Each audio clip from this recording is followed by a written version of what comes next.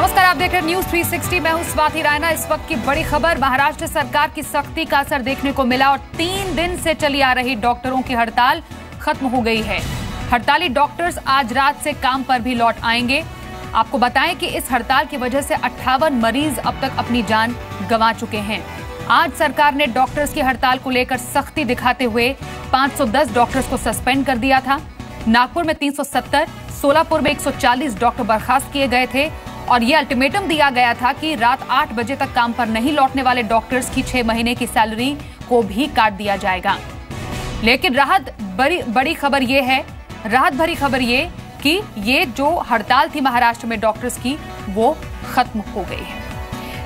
मेरे सहयोगी कविता इस वक्त मेरे साथ जुड़ गई हैं इस पर और जानकारी के लिए। कविता, ये बहुत बड़ी राहत की खबर उन तमाम लोगों के लिए, खासतौर पर पेशेंट्स के लिए जो कि इलाज कराने के लिए अलग अलग अस्पतालों में भर्ती हुए, लेकिन इसको लेकर अब ये भी सवाल उठता है कि इतनी जो मौतें हुई हैं इस हड़ताल की वजह से, उसका जिम्मेदार कौन है? क्या ये बेशर्त हड़ताल वापस ली गई है या इस पर कुछ शर्तें भी रखी हैं?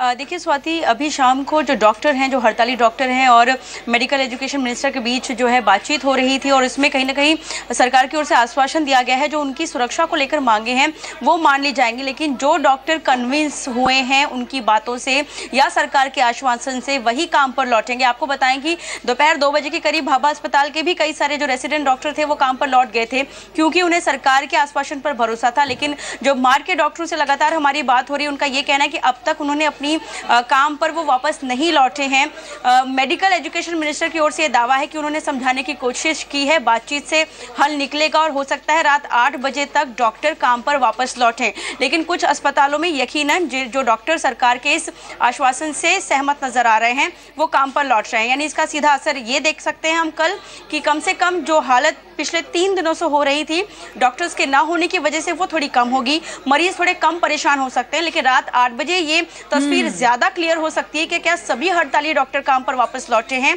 या फिर कुछ ही डॉक्टर अपने काम पर वापस लौटे हैं। स्वाति, वाकई कविता, लेकिन कुछ सवाल यहाँ पर उठते हैं और जी बिजनेस ये सवाल उठाता है कि इस हड़ताल के बाद 58 मौतें जो हुई हैं मरीजों की, उनका जिम्मेदार कौन है?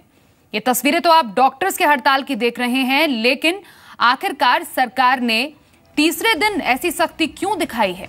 ये अल्टीमेटम जो था कि 6 महीने की सैलरी काट दी जाएगी, वो इस हड़ताल के तीसरे दिन क्यों आया? तीसरा सवाल, ऐसी परिस्थितियों से निपटने के लिए सरकार वैकल्पिक व्यवस्था क्यों नहीं करती? जी बिजनेस और सवाल उठाता है कि सरकार डॉक्टरों की सुरक्षा के लिए पुख्ता इंतजाम क्यों नहीं करती? सुरक्षा के लिए ही डॉक्टर्स ने यह हड़ताल की, अपनी सुरक्षा की मांग कर रहे हैं वो, और उसी के तहत उन्होंने 3 दिन तक हड़ताल की। तस्वीरें भी हम आपको उस वक्त की दिखा रहे हैं। मेडिकल एसोसिएशन हड़ताली डॉक्टरों के खिलाफ सख्त कदम क्यों नहीं उठाती है? महाराष्ट्र के हेल्थ मिनिस्टर गिरीश महाजन का इस पर क्या कहना है, ये भी सुनिए।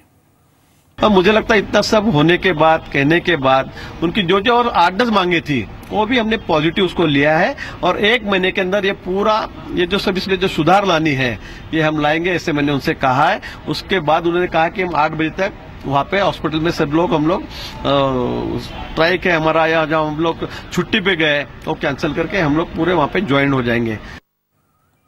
तो अभी भी कुछ समय बाकी है। आपको बताएं कि 1 घंटे तक का जो अल्टीमेटम दिया गया था 8 बजे तक का, उसके तहत अब डॉक्टर जल्द से जल्द काम पर लौट जाएंगे, ऐसी उम्मीद जताई गई है। वहां पर जो हेल्थ मिनिस्ट्री है उनसे बातचीत में यह भी आश्वासन दिया गया है कि हाँ, डॉक्टर्स के लिए जो सुरक्षा इंतजाम की वो मांग कर रहे हैं उसको पूरा किया जाएगा। लेकिन बहुत बड़ी राहत की खबर यहां पर मरीजों के लिए।